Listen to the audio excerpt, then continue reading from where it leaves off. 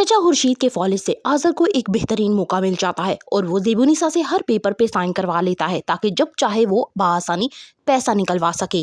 आजर को जब ये खबर मिलती है कि दुआ की एंगेजमेंट हो चुकी है तो वो तोकीर को बुलाकर उसे खूब सारा बेइज्जत करता है, लेकिन तोकीर उसे तसल्ली दिलाता है कि वो ये मंगनी जल्द ही तोड़वा देगा और ऐसे रास्ते बना रहा है कि दुआ की और आजर की शादी हो सके।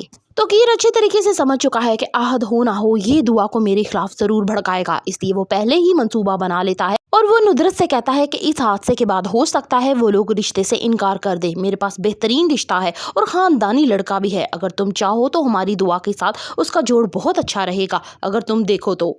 तोकीर दुआ को ऐसे शीशे में उतारता है कि ना चाहते हुए भी इस केस को बंद करना पड़ता है। आहद को यही समझ नहीं आ रहा होता कि वो कैसे दुआ को तोकीर की असलियत बताए। तोकीर दुआ को जॉब छोड़ने का भी कहता है कि अभी उसका बाप उसकी कफालत के लिए मौजूद है, इसलिए वो अब जॉब नहीं करेगी। तोकीर दुआ पर हर वक्त नजर रखता है कि कहीं ये आहद से मिलने ना जाए, इसलिए वो बदगुमानी की एक ऐसी दीवार खड़ी करता है जो आहद और दुआ के रिश्ते को बिल्कुल ही खत्म कर देगी। ज़ेबुनिसा अपने बाप से कहती है कि वो गाँव में रहकर आजर पर नजर नहीं रख सकती, इसलिए बेहतर है कि वो शहर चली जाए और हर वक्त उस पर नजर रखे। दूर खड़ा आजर ये सारी बातें सुन लेता है, उसे अपने चचा पे बेहद गुस्सा आता है। वो ज़ेबुनिसा से साफ तौर पे कहता है कि ये शादी तभी होगी जब तक मुझे मेरा हिस्सा नहीं मिल जाता। वो ज़ेबुनिसा से कहना चाहता है कि वो उससे बिल्कुल भी मोहब्बत नहीं करता और ना ही वो इस शादी में इंटरेस्टेड है। तभी ज़ेबुनिसा उसके कंधे पे हाथ रखती है और आजर अपने ख्वाबों से एकदम बाहर आ जाता है। आजर ये बात बहुत अच्छे तरीके से जानता है कि अगर उसे अपने चचा की दौलत पे हुक्मरानी करनी है तो उसे ज़ेबुनिसा को खुश रखना होगा और खासकर चचा को भी, तभी वो सब कुछ उसके नाम करेंगे। फिर वो तोकीर को बुलाता है और उसे कहता है कि मेरी मजबूरी है कि मुझे इस औरत से शादी करना पड़ रही है, लेकिन ये गांव में रहेगी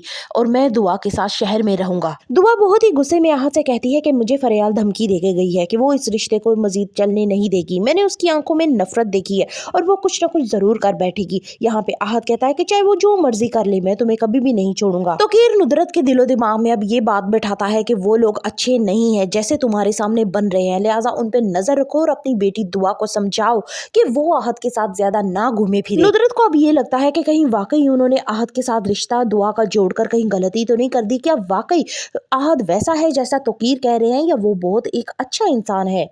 दूसरी तरफ जब से आजर को ये पता चलता है कि उसके घर के ही मुलाजमीन चचा रशीद के बड़े ही काबिल तमाद लोग हैं, तो वो उन सब की छुट्टी करवा देता है और चचा रशीद के पूछने पे उनको बताता है कि अब जल्द ही ज़ेबुनिसा ने इस घर में आ जाना है और मुझे पता चलता है कि इनमें से कोई एक जो है वो हमारे दुश्मनों में से मिला हुआ है, तो मैं इस चीज़ का रिस्क नहीं ले सकता था, इसलिए मैंने उन सबकी छुट्टी करवा दी। तलहा भी बार बार एमन को टोंट करेगा कि उसने एक अच्छी भाभी होने का फर्ज नहीं निभाया और उसने ख्याल नहीं किया फरियाल का। आइंदा आने वाले के साथ बहुत ही दिलचस्प होने वाली है। So further reviews of Rang De, kindly subscribe my channel and like the video.